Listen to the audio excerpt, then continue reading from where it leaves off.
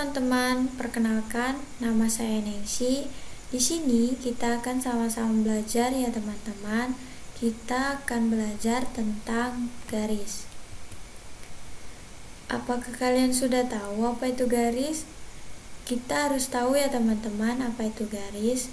Nah, untuk mengetahui apa itu garis, yuk tonton terus video saya dari awal sampai akhir ya. Jangan di skip, oke? Di garis ada beberapa bagian ya teman-teman. 1.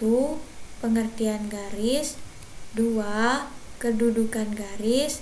3. Sifat-sifat kedudukan dua garis. Pertama, kita akan membahas tentang pengertian garis.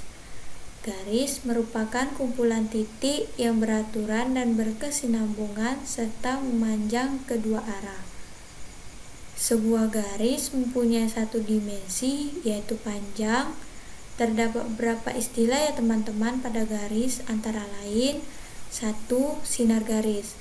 Sinar garis yaitu garis yang berpangkal di suatu titik dan ujung lainnya dapat diperpanjang ke suatu arah tak hingga. Di gambar, titik A merupakan pangkal di suatu titik dan titik B merupakan ujung lainnya yang dapat diperpanjang ke arah tak hingga. 2. Segmen garis atau ruas garis merupakan bagian dari garis yang dibatasi oleh dua titik terakhir. Titik terakhir yang disebut itu adalah titik A dan titik B. Ya teman-teman. 3. Garis partikel, garis yang tegak berdiri. Dapat teman-teman lihat ya di gambar, ada garis berwarna kuning. Gambar tersebut disebut dengan garis partikel. 4. Garis horizontal, yaitu garis yang mendatar. Di gambar terdapat garis berwarna hijau, itu merupakan garis horizontal. Selanjutnya kita akan membahas tentang kedudukan garis. Suatu garis terbentuk dari hubungan antara dua titik yang titik berimpit dan membentuk garis lurus. Suatu garis yang memiliki pangkal tapi tidak berujung dinamakan sinar garis. Sedangkan jika suatu garis memiliki pangkal dan ujung dinamakan ruas garis. Penamaan suatu garis dapat ditulis menggunakan huruf kecil seperti G, H, K, L, dan sebagainya. Sedangkan penamaan untuk ruas garis dapat ditulis nama titik penyusunnya. 3. Sifat-sifat kedudukan dua garis. 1. Dua garis sejajar. Garis M dan N dikatakan sejajar jika kedua garis itu tidak pernah berpotongan di titik manapun meskipun diperpanjang sampai tak hingga. Dua garis yang sejajar dinotasikan dengan garis miring dua kali dan selalu dapat ditempatkan pada bidang yang sama. Dapat dilihat di gambar ada dua garis, yaitu garis M dan N. 2. Yaitu dua garis berpotongan. Garis M dan N dikatakan saling berpotongan apabila garis tersebut terletak pada satu bidang datar dan mempunyai satu titik potong atau titik persekutuan.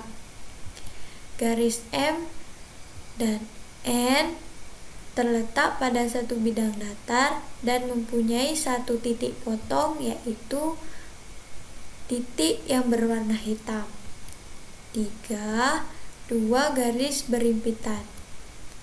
Garis M dan N dikatakan saling berimpitan apabila garis tersebut terletak pada satu garis lurus pada suatu bidang. Syarat minimal dua garis berimpit adalah dua titik pada masing-masing garis saling berimpit.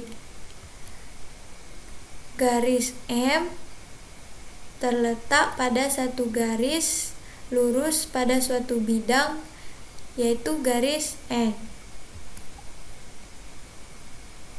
4. Dua garis bersilang. Garis M dan N dikatakan bersilang apabila garis tersebut tidak terletak pada satu bidang datar dan tidak akan berpotongan apabila diperpanjang. Garis M terletak pada satu bidang datar dan tidak akan berpotongan apabila diperpanjang dengan garis N. Kita mempunyai satu pertanyaan ya teman-teman, tolong teman-teman jawab ya. Perhatikan gambar layang-layang berikut. Pertanyaannya, jika ruas garis TP dan RS diperpanjang, maka kedudukan dua garis adalah.